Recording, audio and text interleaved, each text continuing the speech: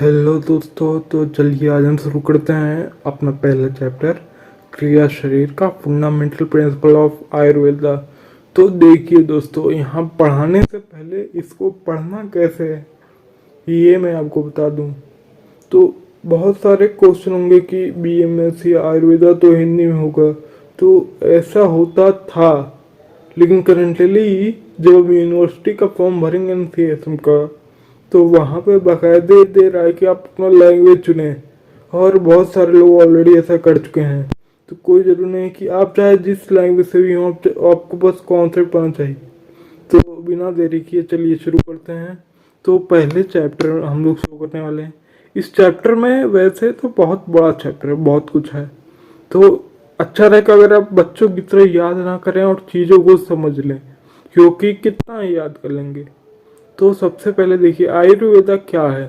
Ayurveda is a healing science based on the studies and keen observation of intellectual states from India। ठीक है, यहाँ पे देखिए मैंने मार्क रखा हुआ है जो आपको लिखना है, जो आपको पता होना चाहिए, यानी कि जो इम्पोर्टेंट है। तो इटमोलॉजी ऑफ द वर्ड आयुर्वेदा, ये देखिए सारा मिला के अभी जो ये वीडियो पहले चैप्टर का बना रहा हूँ ये पार्ट्स में आएंगी, और जो यूजी का जो सिलेबस दिया हुआ है एनसीएसएम के द्वारा, वहाँ पे ये तक मेंशन कर दिया है कि वो क्या पूछेंगे क्वेश्चन के फॉर्म में। तो अगर आप चाहें, अगर आपने ध्यान नहीं दिया हो, तो डिस्क्रिप्शन में उसका लिंक है, आप एक बार उसको डाउनलोड करके देख लीजिए, उसी हिसाब से पढ़ा रहा। तो etymology of the word Ayurveda, इसमें श्लोक बहुत इंपॉर्टेंट है। ऐसा वेद आयुर्वेदा। अब यहाँ देखिए, veda means knowledge, Ayush means life. Therefore, Ayurveda means knowledge and understanding of life. Ayurveda is not only medical science, but it is a science of life. कहने का मतलब ये है कि जब आप आयुर्वेदा को पढ़ेंगे ना, तो आपको वहाँ पे बहुत, जैसे बहुत लोग सोचते हैं खाली चिकित्सा विज्ञान है, मेडिकल साइंस है, लेकिन आयुर्वेदा ऐसा चीज इसलिए दिया हुआ है, जैसे संस्कृत हो गया, पदार्थ विज्ञान, अब उसमें तरह तरह के दर्शन दिए हुए हैं, सांख्य दर्शन, बौद्ध दर्शन। तो ये सिर्फ मेडिकल साइंस नहीं है, ये पूरे जीवन का विज्ञान है कि हमें अपना जीवन कैसे जीना है। ये सारी चीजें जिसमें बताई हैं वो आयुर्वेदा है। तो अब ये आयुर्वेद की डेफिनेशन नहीं है, ठीक है, यहाँ बस word Ayurveda, etymology of the word Ayurveda. आप जब यहाँ पे क्वेश्चन अटेंड करेंगे बकायदे वर्ड आ जाएगा, क्योंकि मैंने जैसे भी बोला, जो पहले प्रॉप का करिकुलम आया है एनसीएसएम के थ्रू, वहाँ पे ये तक मेंशन किया हुआ है कि किस चैप्टर से क्या पूछने वाले हैं और किस फॉर्म में पूछेंगे। तो डिस्क्रिप्शन में लिंक भी मैंने दिया हुआ है, आप चाहें तो जाके देख सकते हैं। अभी यहाँ देखिए, ये हमने समझ लिया आयुर्वेदा है क्या, ठीक है। अब डिफिनेशन ऑफ आयुर्वेदा, तो ये बहुत फेमस डेफिनेशन है। हिता हितम सुखम दुखम मायुष्य हितम मानन चाहता चेतोक्तम आयुर्वेद साउच्यते। तो ये जो डेफिनेशन है भाई, ये इसको आप लोग कई सारे स्टार लगा लीजिए। यही डेफिनेशन आपको अगर या शरीर में भी पढ़ना है, ये डेफिनेशन रचना शरीर में भी है, पदार्थ विज्ञान में भी है, अष्टांग में भी है, और तो और चरक संहिता में भी है। तो कुल मिला के ये आप जब तक बीएमएस करेंगे तब तक आपको ये पढ़ना है। तो ये सोच लीजिए आप कितना इम्पोर्टेंट है। अभी यहाँ देखिए, मैंने यहाँ पेंसिल से मार्क नहीं किया है, लेकिन मैं आपको बता देता हूँ क्या आपको कितने दायरे तक पता होना चाहिए। देखिए, यहाँ कोई जरूरी नहीं है आप सेम टू सेम वर्ड लिख दें, आप अपने मन से समझिए और लिखिए आंसर, ठीक है। और यहाँ देखिए डेफिनेशन ऑफ आयुर्वेदा में ये जो श्लोक है, ये तो लिखना एकदम पक्का है, मतलब ये देखते ही नंबर पक्का है। अब इसके बाद आपको लिखना है life can be of 4 type, 4 तरीके की लाइफ बताएंगी है आयुर्वेदा के हिसाब से, हितकारिक, अहितकारक, सुखकर और दुखकर। और इनके बारे में एक बार आप इसको रीड कर लेंगे ना, तो आपको आइडिया लग जाएगा आपको लिखना क्या है। तो कहने का मतलब ये है, मैं आपको मोटा मोटा बता दे रहा हूँ। देखिए, एक ऐसा विज्ञान जिसमें हितकारक, अहितकारक, सुखकारक और दुखकारक की 4 तरीके की आयु का वर्णन किया गया, वो आयुर्वेद है। तो अगर आप इसको पढ़ेंगे, ये भी वही बता रहा है, ये भी अपने टाइप से बढ़ा चढ़ा के जैसे आया क्वेश्चन, अगर शॉर्ट में आया ठीक है, लॉन्ग में आया अपने टाइम में बढ़ा देंगे, लिख लीजिएगा। देखिए Ayurveda describe all above four aspects which are related to human life. For example, smoking may seem to be pleasurable for some times, but it is not all beneficial to life. All as opposed to this, getting out of bed early in the morning may be unpleasurable to begin with, but it is beneficial. अब यहाँ देखिए, तो अभी जैसे हमने सुख कारक और दुख कारक अहित कारक के बारे में बात किया, तो वहां पे बताते हुए एग्जाम्पल दिया हुआ है। ऐसा बोला कि जैसे सिगरेट पीना, ये कुछ लोग को आदत लग जाती है, कहते हैं मजा आता है, तो वही बोला स्मोकिंग जो है वो प्रेफरेबल तो है कुछ समय के लिए, लेकिन उसके बाद वही चीज बहुत ज्यादा हानिकारक हो जाती है, बेनिफिशियल नहीं रहेगी हमारे लाइफ के लिए। और एक और एग्जांपल दिया है, सुबह जल्दी उठना, ये अनप्रेफरेबल है, किसको मन करता होगा जल्दी उठने का, लेकिन बेनिफिशियल है। अगर हम एक आदत बना लेना सुबह जल्दी उठने की, तो ये हमारे लिए बेनिफिशियल होगा। तो यहाँ पे वही बताया गया है, और इसको आप अपने हिसाब से देख के लिख दीजिएगा, ठीक है। तो क्योंकि यहाँ पे कुछ अंडरलाइन में नहीं था, मैंने पूरा आपको समझा ही दिया। आगे देखते हैं, AIIMS and objective of Ayurveda. यहाँ पे देखिए दोस्तों, ये जो है ना प्रयोजन, हिंदी में अगर बोले तो ये प्रयोजन की बात कर रहा है। तो अगर क्रिया शरीर के पेपर में कोई आयुर्वेद का प्रयोजन पूछे, तो आप लिखेंगे ये वाली श्लोक, स्वस्थ स्वस्थ रक्षण स्वीकार प्रश्न। अब इसका एक बार मीनिंग देख लेते हैं। स्वस्थ मीन्स हेल्दी पर्सन, स्वस्थ means unhealthy condition. Ayurveda give priority to maintain the healthy state of a normal human being. Atur means patient, Vikar means disease, Prashnan means to cure. अब second name is to treat the disease of patient, ठीक है। अब यहाँ पे एक बार और देखिए, आयुर्वेद यहाँ बोल के रहा है स्वस्थ व्यक्ति के स्वास्थ्य की रक्षा करना, ये इसका पहला प्रयोजन है। और जो पेशेंट हो गया, डिसीज हो गया है कोई, तो उसको ट्रीट करना, क्योर करना, ये दूसरा प्रयोजन है। अब यहाँ पे आप लोग याद रखिएगा, यहीं कहीं लिख लीजिए, क्रिया शरीर में अगर यही पूछे आयुर्वेद का, तो आपको यही वाला लिखना है। अब जैसे अष्टांग हृदय हो गया, अगर उसमें पूछे तो उसमें क्या होगा, किसी को याद है? तो अष्टांग हृदय में पहले अध्याय में एक श्लोक है, आयु कामे मानेन धर्मार्थ सुख शास्त्रम आयुर्वेदोपदेशेषु विद्या वर्मादरा। तो ये वाला हो गया अष्टांग हृदय के हिसाब से। और यह जो श्लोक दिया स्वास्थ्य रक्षण आतुर स्वीकार प्रश्नम च, ये हो गया क्रिया शरीर के हिसाब से, ठीक है। तो कंफ्यूज मत होइएगा। अब यहाँ पे देखिए फीचर ऑफ हेल्दी पर्सन, तो जैसे हम लोग ने अभी तक स्कूल लाइफ से हम लोग पढ़ते आ रहे हैं हेल्थ की डेफिनेशन, तो आयुर्वेदा में भी हेल्थ की अपनी डेफिनेशन है। जैसे हम क्या बोलते हैं, फिजिकल, मेंटल, सोशल वेलबींग, इसको हम लोग हेल्थ बोलते हैं। आयुर्वेदा क्या कहता है देखते हैं। तो ये श्लोक जो है ये काफी इंपॉर्टेंट है, ये भी आपको कई जगह आएगा लिखने को, ये याद कर लीजिएगा। सम दोषा समाग्निश्वर सम धातु मल क्रिया प्रसन्नात्मेन्द्रिय मन स्वस्थ भिद्यते, ठीक है। तो person, the person is called as healthy if he has balanced condition of dosha, bio energy, dhatu, body tissue, mala, waste product, agni, digestive fire, in a happy and balance state of soul, sense organ and mind, ठीक है। तो यहाँ देखिए, यहाँ भी मैंने pencil से आपके लिए दायरा बना दिया है।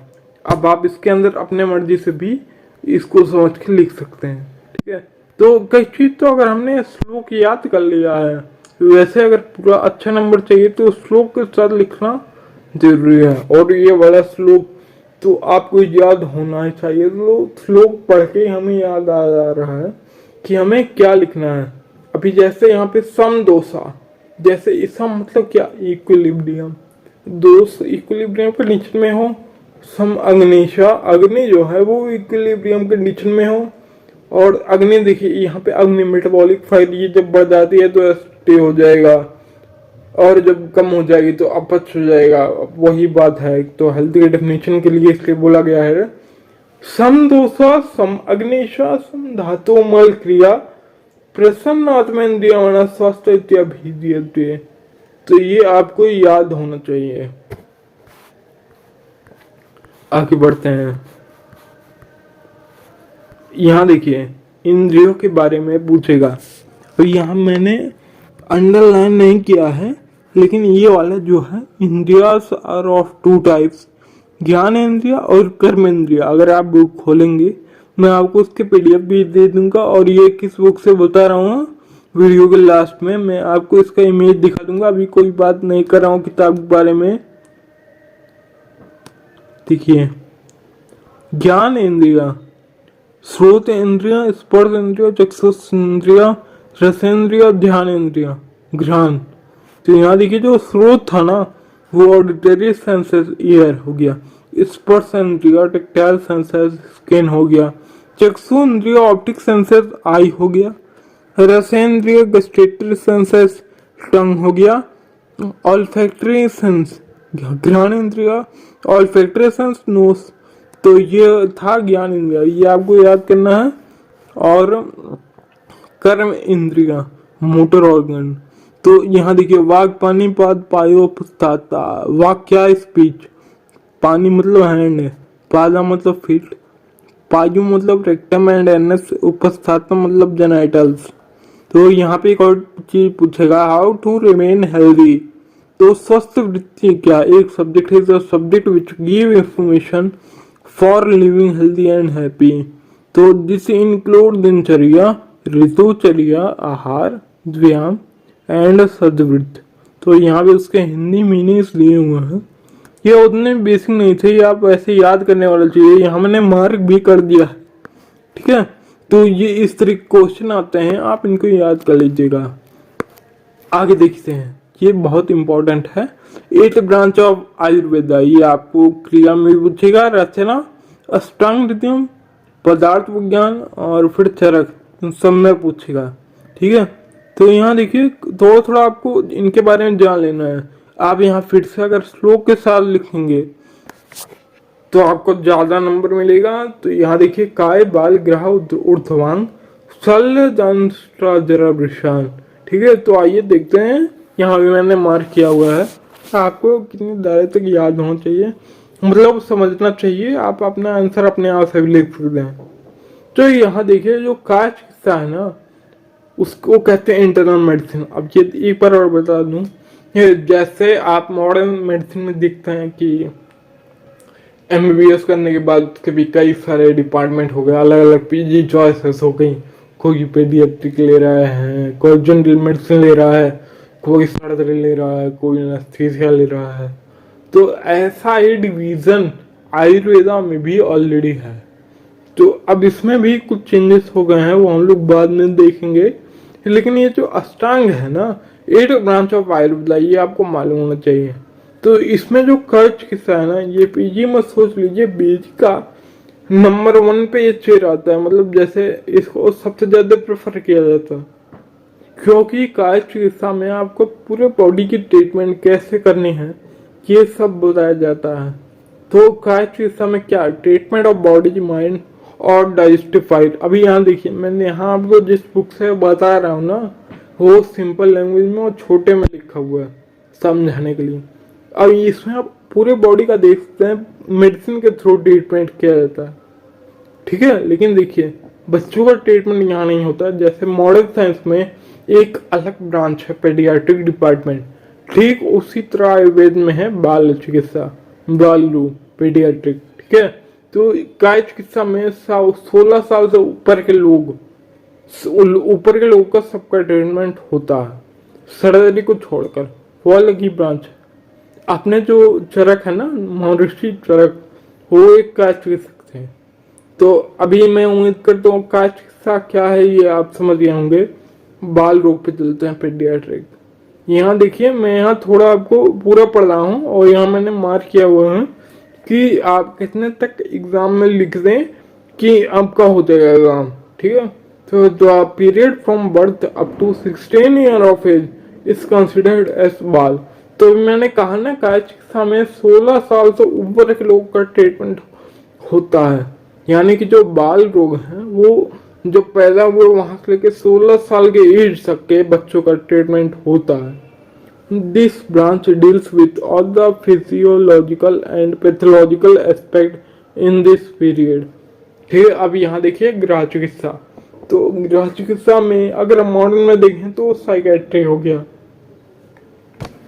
और branch which deals with disease due to bacteria and virus. Ayurveda has described this microscopic causative factor for a disease by different names like Bhoot, Pichas, Rakshas, demons. The symptoms caused by these factors and its management are mentioned in this branch. अभी इससे पहले कि आप confuse हो जाएं, ये थोड़ा मैं एक्सप्लेन करना चाहूँगा। देखिए, अभी रिसेंटली एक न्यूज आई थी कि बीएचयू में भूत विद्या का कोर्स शुरू करने वाले हैं। तो यहाँ पे जो लोग नहीं समझ पाए वो यही समझेंगे गोस्ट। तो यहाँ पे भी कहा गया है गोस्ट, ठीक है। अब यहाँ पे देखते हैं गोस्ट वाला ठीक है, इसको आप साइकेट्रिक से तुलना करें वो तो ठीक है, इसको आप उससे भी कर सकते हो जो पैरानॉर्मल साइंस है ना, लेकिन ये अभी ऐसा कोई नहीं करता है। रीजन ये है कि अभी यहाँ पे देखिए बैक्टीरिया वायरस का मेंशन किया हुआ है, तो इनका अटैक भी वैसे ही होता है, ये हमें दिखते तो है नहीं, लेकिन हमें बहुत ज़्यादा बीमार कर देते हैं। अभी कोई हुआ बैक्टीरिया की वजह से, वायरस की वजह से, या कोई हार्मोनल डैमेज हो गया या केमिकल लोचा हो गया दिमाग में, तो ये कुछ ऐसे चीज़ हैं जो हमें दिखाई नहीं देते हैं। और कई बार होता है जो अगर इनका सिम्टम्स हम पकड़ ना पाए ना, तो ये मेडिसिनल पर्पज से इनको ठीक करना काफी मुश्किल होता है। तो ऐसे केस में होता क्या है कि पंचकर्मा का ही सिरोधरा सिरोविरेचन है आ गया, मैं आपको इन सब के बारे में भी बताऊंगा। तो इससे क्या होता है ना कि जब मैं इनके बारे में पूरा डिटेल बताऊंगा तो आपको अच्छे समझ में आएगा। फिलहाल एक बार ये समझते हैं ये जो गृह चिकित्सा है ये है क्या। तो अभी तो आप समझे होंगे आज के डेज में ज्यादातर लोग जो होते हैं गृह चिकित्सा में या ऐसे पेशेंट वो आते हैं जिनको दिमाग खराब होता है, और यहाँ मैंने बता दिया वो क्यों हुआ, ठीक है। तो उनकी चिकित्सा होती है। अब देखिए एक ब्रांच कई सारे ब्रांच से मिल रहा है, ये साइकेट्री से भी मिल रहा है, ये माइक्रोबायोलॉजी, पैथोलॉजी और तो और पैरानॉर्मल में भी घुस गया। तो आयुर्वेद का बहुत स्कोप है। हाँ, लोग इसको नहीं जानते, ये बात अलग है। अब यहाँ देखिए ऊर्ध्वांग ईएनटी एंड ऑप्थेल्मोलॉजी, ठीक है। तो यहाँ देखिए this branch deals with disease of all part which are about the clavicle. जो हमारा क्लेवाइकल बोन है उसके ऊपर के जितने भी हिस्से हैं, अभी जैसे यहाँ मेंशन किया हुआ है हमारे ear, nose, throat, head, face, eyes, तो इन सब की ट्रीटमेंट यहाँ होती है ऊर्ध्वांगा में। अब देखते हैं शल्य मीन्स दिस सर्जरी होता है। This branch deals with major and minor surgical procedure, ठीक है। तो ये सर्जरी हो गया। अब यहाँ देखिए दम्स्ट्रा टॉक्सिकोलॉजी, इसी को ही अगत तंत्र भी बोलते हैं। अब क्योंकि इस बार के पेपर में 20 नंबर का एमसीक्यू ही आएगा, तो यहाँ आप लोग जो भी चीज पढ़ रहे हैं ना उससे रिलेटेड जो भी वो लिख लीजिए, कब कहाँ से एमसीक्यू दे दें, ठीक है। तो यहाँ पे देखिए डम्स्ट्रा यानी कि toxicology. Damstra deals with, damstra means teeth due to bite of snake, scorpion, rabbit dog. The toxin enters in the body of human being. This branch deals with the description of disease and their treatment. कई बार ऐसा होता है कि जो toxicology है, जैसे अगर कोई सांप काट लिया या कोई और जानवर काट लिया, तो ऐसा होता है जो क्योंकि जो पढ़ा हुआ न रहे झोला छापो। अब आपके गांव के इलाके में जाए तो यहाँ पे आपको अब आयुर्वेद के भी चिकित्सक बहुत कम ही लेंगे। तो ऐसे मिलते हैं जो जिनके पास कोई भी चिकित्सक की डिग्री ना हो और वो कोई भी इन सब चीज़ों को ना समझते हो, तो क्या करेंगे, वो अपने जो भी वो सीखे हुए हैं उसके हिसाब से पेन किलर दे देंगे। ऐसे में हो गया, आपका सही इलाज नहीं हुआ तो आपको डेथ भी पक्का है। तो ये इसलिए बता रहा हूँ क्योंकि एक अवेयरनेस होनी चाहिए। अब यहाँ देखिए कई बार बड़े बड़े हॉस्पिटल में भी कई सारे ऐसे केस आते हैं जिसमें डॉक्टर बचा ही नहीं सके, कि एलोपैथी में कई बार गंभीर टॉक्सिकोलॉजी के लिए कोई भी ट्रीटमेंट है नहीं। लेकिन अगर हम अभी तो ये बहुत सारा आयुर्वेद दब चुका है, अगर हम इसके अच्छे से ब्रांच को खंगालें तो हमें ये तक देखने मिलेगा कि बहुत गंभीर से गंभीर रोग जिसमें कोई बहुत से बड़ा बड़ा डॉक्टर आके देखे और बोल दे कि आई एम सॉरी हम नहीं कर पाएंगे, तो ऐसे कंडीशन में भी आयुर्वेदिक मेडिसिन वर्क कर जाती है। अब यही कुछ चीज है कि अगर आपका इंटरेस्ट बैठ जाए इन सब पे जानने का, मैं यहाँ ये इसलिए बता रहा हूँ क्योंकि आयुर्वेद क्या है ये कोई जानता ही नहीं है। एमबीबीएस के मजे लेने हैं सबको और नंबर ज्यादा आने मिलेगा गवर्नमेंट सीट। अब सबके पास ना पैसा है नहीं कि प्राइवेट कॉलेज में पढ़े, तो वही सब मतलब लेने लोग बीएमएस चुन लेते हैं। तो होता ही है कि ठीक है यहाँ पे दोनों ऑप्शन दे तो रहा है बीएमएस, आप मोहन में दवा प्रैक्टिस कर सकते हैं, आप आयुर्वेद भी प्रैक्टिस कर सकते हैं। लेकिन ये एक वजह है कि बहुत कम आयुर्वेद डॉक्टर हैं जो कि सीरियसली बहुत अच्छे हैं और सब बेकार हैं क्योंकि कोई अपनी पैथी नहीं प्रैक्टिस करता, क्योंकि लोगों को नहीं मालूम, उनका इंटरेस्ट भी नहीं है। तो एक बार एक साइंटिस्ट की तरह सोचें, वो रास्ता क्यों चुनना जिसपे सब चल रहे हैं। ऑलरेडी मालूम है ना कोई एक ही सक्सेस होगा, भीड़ इतनी ज्यादा है तो क्यों वहां जाना, और इतने सारे दरवाजे खुले हुए हैं, उनकी खोज क्यों नहीं करना। बात यह कि लोग अपने लाइफ से डर चुके हैं, बहुत ज्यादा डरते हैं। खैर ये कहीं और निकल गया हम कोई और टॉपिक पे, तो दोबारा हम यहाँ पे आते हैं डम्स्टर टॉक्सिकोलॉजी। अब यहाँ देखिए इसके बाद आता है जरा, तो ये एक बहुत अच्छा ब्रांच है, ageing problem and it's prevention and the treatment is discussed in this branch. तो यहाँ पे देखिए जो ओल्ड एज पर्सन होता है ना, उनकी ट्रीटमेंट कैसे करना है। जैसे बाल लोग किसके लिए, तो बच्चों के लिए, वैसे जरा है जो एजिंग प्रॉब्लम से डील कर रहे हैं। ठीक है, आजकल हो क्या रहा है, जो काम 70-80 पे होना चाहिए जैसे शरीर का हालत, वो आजकल बच्चों में दिखने को मिलता है। अरे 25-30 क्रॉस नहीं किया कि बाल पक गया, तो ये जो है ना जरा, ये उन्हीं लोगों के लिए है। अब मैं आपको यही बता रहा हूँ, ऐसे चीजें आपको और कहीं नहीं मिलेंगी, ये इतना डीप ज्ञान है। इसके बाद है विशन सेक्सोलॉजी। विशन means forceful sexual activity and reproduction capacity. यहाँ मैंने मार्क किया हुआ है various means of increasing the sexual power and treatment method have been described in this branch. अभी यहाँ पे एक और चीज देखिए, 10 विधा प्रक्रिया, 10 विधा परीक्षा भावा।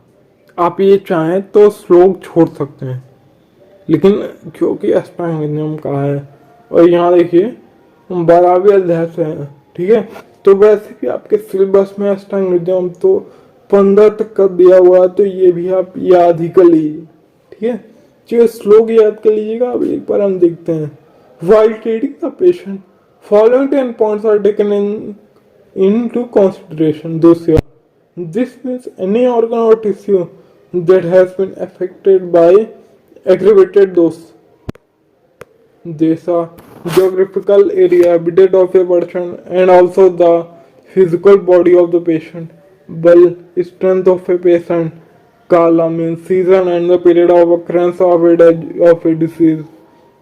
And the justifier of the patient, prakriti, constitution of the patient, via age of the patient, child, young, old, sattva, physio, psychological strength of a patient,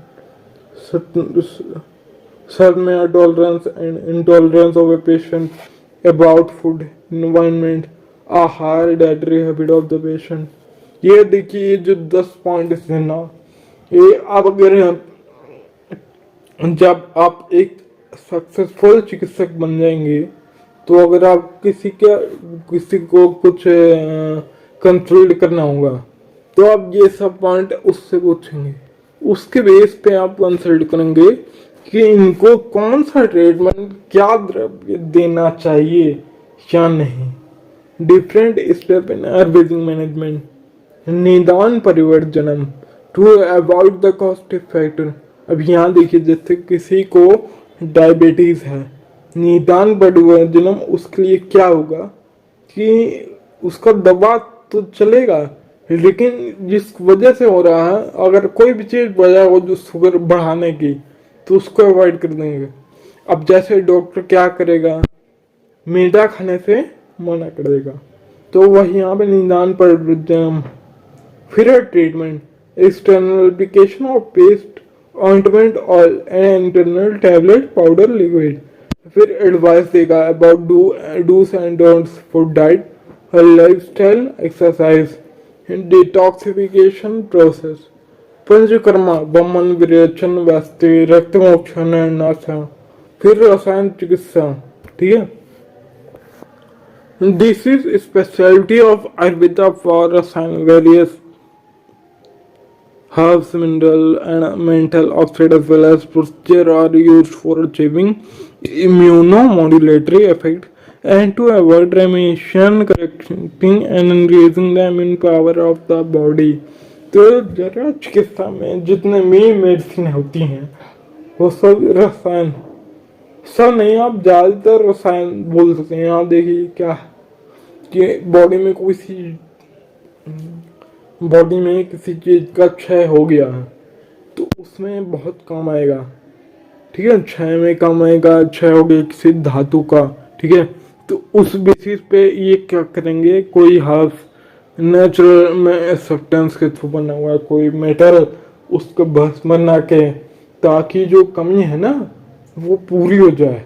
तो अगर देखिए यहाँ हेल्दी डेफिनेशन क्या थी, सम दोषा सम ईश्वर सम धातु मालक्रिया प्रचन्नात्मना स्वास्थ्य। तो जब भी कोई ऐसा होता है ना, ऐसी कंडीशन में, तो हम लोग देखते हैं कमी क्या है, तो उस हिसाब से रसायन का प्रयोग किया जाता है। तो आज के लिए बस इतना ही। अगर ये वीडियो अच्छी लगी तो आप अपने दोस्तों के साथ शेयर जरूर कीजिए। मिलते हैं अगले वीडियो में।